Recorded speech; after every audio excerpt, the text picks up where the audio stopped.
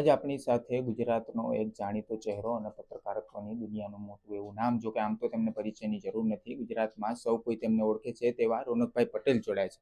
રોનકભાઈ પટેલ સાથે આપણે વડોદરાની સ્થિતિને લઈને વાત કરવાની છે. રોનકભાઈ, તમે પોતે જ્યારે પૂર જેવી સ્થિતિ વડોદરાની અંદર સર્જાઈ હતી ત્યારે તમે ત્યાં જઈને ગ્રાઉન્ડ રિપોર્ટ કર્યું હતું. શું સ્થિતિ હતી લોકોની, કેવી પરિસ્થિતિ હતી, કેવી માનસિકતાનો સામનો કરવો પડતો હતો તેમને?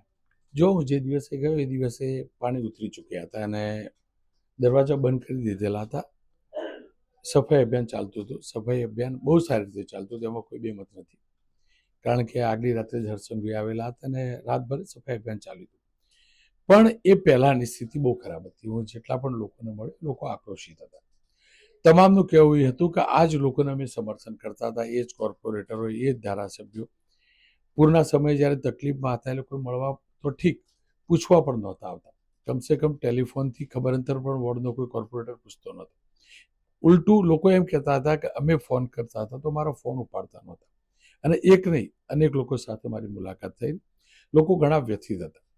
તમામ લોકો એક વાત ઉપર સ્પષ્ટ હતા કે આ જે પૂર આવ્યું, એ જે સ્થિતિ સર્જાઈ વિશ્વામિત્રી નદીની અંદર, એ ગેરકાયદેસર જે નિર્માણ થયા, પાણીનું વહન ક્ષમતા ઘટી નદીની, એના કારણે થયું. અને તમામ લોકો એ માનતા હતા કે જે પ્રશાસન છે, કોર્પોરેશન છે, શાસક પક્ષ છે, શાસક પક્ષના જે કોર્પોરેટર, જે લોકો કાર્યવાહી કરવી જોઈતી હતી, દબાણ થતા હતા તે વખતે ન કરાવી. તમામ લોકો એ માનતા હતા કે એ લોકો જવાબદાર છે, જે લોકોએ ગેરકાયદેસર નિર્માણ થવા દીધા. નદીના કાંઠે નિર્માણ થયા, એક મોલ પણ બની ગયો, ક્યાંક દિવાલ પણ બની ગઈ. અને લોકો સ્પષ્ટ છે કે વડોદરાની સ્થિતિ વારંવાર આ પ્રકારની થાય, પણ એનો કોઈ નિકાલ નથી આવતો. લોકો ત્યાં સુધી કહેતા હતા કે નદીનું રિવરફ્રન્ટ બનશે, આ બધું બનશે, પણ બનશે ક્યારે? અગાઉ પણ આવી જાહેરાતો થઈ હતી, પણ કશું થયું નહીં. કુલ મળીને લોકો દુઃખી જબરજસ્ત હતા. અને લોકો સ્પષ્ટ રીતે ક્લિયર માનતા હતા કે કોર્પોરેશનના કારણે વરસાદ ચોક્કસથી ઉપરવાસમાં પડ્યો, પણ નદીની વોટર કેરિંગ કેપેસિટી ઓછી હતી, પાણી વહન કરવાની ક્ષમતા, એના કારણે સ્થિતિ સર્જાઈ.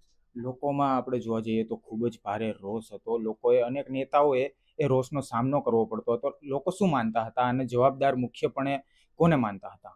એ ક્લિયર છે. લોકો બે રીતે હતા કે એક તો આ સ્થિતિ કેમ સર્જાઈ, તો લોકો ક્લિયર માનતા હતા કે આ સ્થિતિ કોર્પોરેશનના કારણે સર્જાઈ.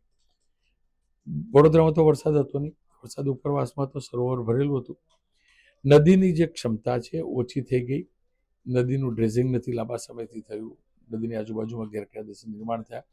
એટલે લોકો જે સ્થિતિ સર્જાઈ એ માટે કોર્પોરેશનને જવાબદાર માનતા. જે સ્થિતિ સર્જાઈ, 3 દિવસ સુધી લોકો પાણીની અંદર ફસાયેલા રહ્યા. અને ફસાયેલા રહ્યા એ સમયે, પાણી ઉતર્યા પછી બધા નેતાઓ દોડ્યા, પણ એ સમયે નેતાઓ, એટલે વિસ્તારના વોર્ડના કોર્પોરેટરો ફોન નહોતા ઉપાડતા. એના કારણે આક્રોશિત હતા. અને જ્યારે એ વિસ્તારની અંદર એ કોર્પોરેટર અથવા વિસ્તારના ધારાસભ્ય અથવા અન્ય કોઈ નેતા જાય, એટલે સ્વરૂપમાં જોવા પણ મળ્યો કે લોકો ના પાડતા, ભાઈ નથી જોઈતી અમારી કીટ, અમારી જરૂર નથી, તમે દેખાયા નહીં. એટલે લોકો આક્રોશિત નેતાઓ માટે એટલે હતા કે નેતાઓને જાણ છે, નેતાઓ માટે એમને વોટ કરેલા, અધિકારી માટે વોટ નથી કર્યા, અધિકારીના સીધા સંપર્કમાં ન હોય. એટલે નેતાઓ પાસે અપેક્ષા હતી કે અમે જેમને સમર્થન કરતા રહ્યા, તમારા માટે લાઈન લગાવીને મત આપતા રહ્યા, અમારી જ્યારે તકલીફ હતી એ વખતે તમે ઊભા ન રહ્યા. લોકો વડોદરાની અંદર બે બે દિવસ સુધી પોતાના ઘરની અંદર પાણી ભરાઈ ગયા હતા. કમરસમાં પાણી હતા. લોકો બીજા માળે જઈને અથવા તો કોઈના ઘરે જઈને જમતા હતા. આ પ્રકારની કોઈ મનોવ્યથા તમારી સામે ઠાલવી હતી તેઓ લોકો? એ અનેક લોકો કહેતા હતા કે ભાઈ, નાનું બાળક હતું, એને દૂધ ન મળ્યું, દવા ન મળી, આટલા ધારાસભ્યોનો ફોન કર્યા, આટલા કોર્પોરેટર ફોન કર્યા, અનેક લોકોએ પોતાની વ્યથા વ્યક્ત કરી, અનેક લોકોએ.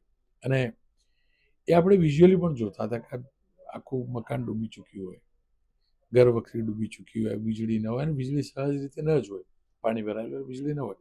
આ સંજોગોની અંદર કે જે લોકો ટેવાયેલા છે કે ક્યારે આ પ્રકારનું પાણી જોયું નથી, વીજળી વગર 1 કલાક વધુ રહ્યા નથી, કારણ કે આપણે ડેવલપ સ્ટેટમાં છીએ અને વડોદરા મહત્વનું શહેર, ડેવલપ શહેર છે, વિકસિત શહેર અને વિકાસશીલ શહેર છે. તો ત્યાંના લોકોએ સ્વાભાવિકથી જ આવી સમસ્યાનો મોટો સામનો ન કર્યો હોય. અને એ લોકો 3 દિવસ સુધી જે સ્થિતિમાં રહ્યા, અનેક લોકો એમનું દર્દ વ્યક્ત કરતા. લોકો જે નાના મોટા ધંધાર્થીઓ હતા, તેમનો સમગ્ર માલ સામાન હતો એ પલળી ગયો હતો અથવા તો નાશ પામ્યો હતો. તેઓ શું માંગ કરતા હતા? કોઈ પણ એવો ધંધાર્થીઓ તમારી પાસે આવ્યો હતો કે જેમણે માંગ કરી હોય કે મારે આવી રીતનું થયું છે તો સર? હું સ્ટેશનની સામે બજારમાં ગયેલો, કડક બજાર, કે ત્યાં આગળ તમામ પ્રકારનું અનાજ કરિયાણું નહીં મળે. એ કરિયાણાના દુકાનદારને મળે. એ દુકાનદારે એમ કહ્યું કે સાહેબ અત્યાર સુધી મેં પ્રમાણિકતાથી ધંધો કર્યો, મેં એક ટેક્સ પ્રમાણિકતાથી ભર્યું, જીએસટી પણ પ્રમાણિકતાથી ભર્યું, ઇન્કમ ટેક્સ પણ પ્રમાણિકતાથી ભર્યું, પણ અત્યારે મારી જોડે આટલું નુકસાન થઈ ગયું. બધું કરિયાણું એને બહાર મને બતાવેલું, ફેંકી દીધેલું. એક ફરસાણવાળા પણ હતા કે અત્યારે અમારી સ્થિતિ એ થઈ ગઈ કે અમે ઘર કેવી રીતે ચલાવીશું, દુકાન માટેનો સામાન કેવી રીતે લાવીશું, કોઈ એમને પૂછવા નથી આવ્યું. એ લોકોનું દર્દ હતું. અને બીજું દર્દ એ હતું કે સરકારે જે પણ રકમ ચૂકવશે, કોઈને ઇન્સ્યોરન્સ હશે તો ઓકે, જેને ઇન્સ્યોરન્સ નથી એ લોકોની સ્થિતિ શું? એ દુકાનદાર એને 5 કે 10,000 રૂપિયા, 15, 20, 25,000નું વળતર સરકાર કદાચ ચૂકવા પણ કરી રાત, તો એ ઊંટના મોઢામાં જીરા સમાન ગણાય. કારણ કે ઘણું મોટું નુકસાન ગયું છે. નાનો દુકાનદાર હશે, 5-7 લાખની મૂડીથી એને વેપાર ચાલુ કર્યો છે, એને દુકાનની 4 દિવાલો સિવાય આખી મૂડી ધોવાઈ ગઈ. એટલે એવા લોકો સૌથી વધુ પરેશાન છે કે જે મિડલ ક્લાસ, નાનાથી મધ્યમ વર્ગીય, મધ્યમ કક્ષાના વેપારીઓ છે.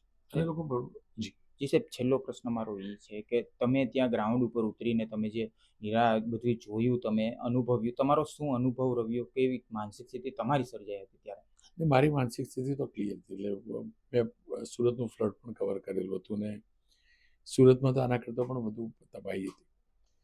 પણ મેં ચોક્કસથી જોયું. સપોઝ મને કોઈએ કહેલું કે ભાઈ અહીંયા રેસ્ક્યુ માટે બોટ જ નહોતી, એનડીઆરએફ, એસડીઆરએફના આર્મી આવ્યું એના પછી રેસ્ક્યુ શરૂ થયું, પણ સામાન પહોંચાડવા માટે બોટ નહોતી. તો હું ચેક કરતો હાઈવે ઉપર ગયો, જ્યાં ડિઝાસ્ટર મેનેજમેન્ટનું આખું વર્કશોપ છે. તો બધી બોટ સડતી એવી પડી હતી. કોઈના ટાયર ફૂટેલા હતા, કોઈનું એન્જિન ચાલુ નહોતું, ક્યાંક લખેલું હતું કે આ બોટ યુઝ કરી શકાય એવું નથી. એટલે મેં બેદરકારી જોઈ કે ખબર હતી ભાઈ, કમસે કમ આગલી રાત્રે તો ખબર પડી ગઈ હતી કે પાણી છોડવામાં આવશે અને નદીની કેપેસિટી આટલી જ છે, શહેરના આટલા વિસ્તારમાં પાણી ભરાશે. તો પ્રમાણિકતાથી પ્રયાસ નહોતો થયો લોકોના સ્થળાંતરનો. પ્રમાણિકતાથી પ્રયાસ નહોતો થયો કે એ સ્થિતિ સર્જાશે તો રેસ્ક્યુ કેવી રીતે કરાશે.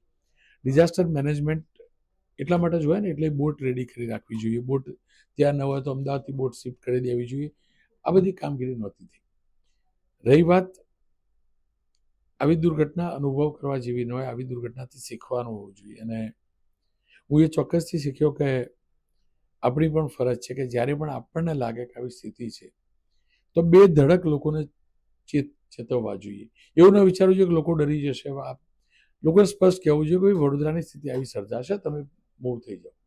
પ્રશાસને પણ મીડિયા થકી જાણકારી પહોંચાડવી જોઈએ. એટલે હું કમસે કમ એટલું તો શીખ્યો કે આપણને લાગે કે હા ખરેખર આવી સ્થિતિ સર્જાવ તો મેક્સિમમ પ્રયાસ કરવો જોઈએ લોકો સુધી જાણકારી પહોંચાડવા કે સલામત સ્થળે ખસી જાઓ, તમારા માલ સામાન સલામત સ્થળે પહોંચાડી દો, તમારા ડોક્યુમેન્ટ્સ માલ સામાન પહોંચાડો, દાગીના હોય એને સહી સલામત કરી દો. આ બધું કરવું જોઈએ અને આવું ટેલિકાસ્ટ કરવું જોઈએ, આ પ્રકારનું રિપોર્ટિંગ કરવું જોઈએ, હું શીખ્યો. બિલકુલ રોનકભાઈ, તમારો ખૂબ ખૂબ આભાર અમારી ચેનલ સાથે જોડાવા બદલ. આ રોનક પટેલ હતા, જેમણે વડોદરા વિશે સમગ્ર જે પૂરની ઘટના બની હતી તેની અમારી સાથે ચર્ચા કરી. જો આ પ્રકારના સમાચાર અને અહેવાલો તમને પસંદ આવતા હોય તો અમારી ચેનલ સાથે જોડાયેલા રહેજો. કેમેરામેન મયુર સાથે કલ્પેશ, અમદાવાદ.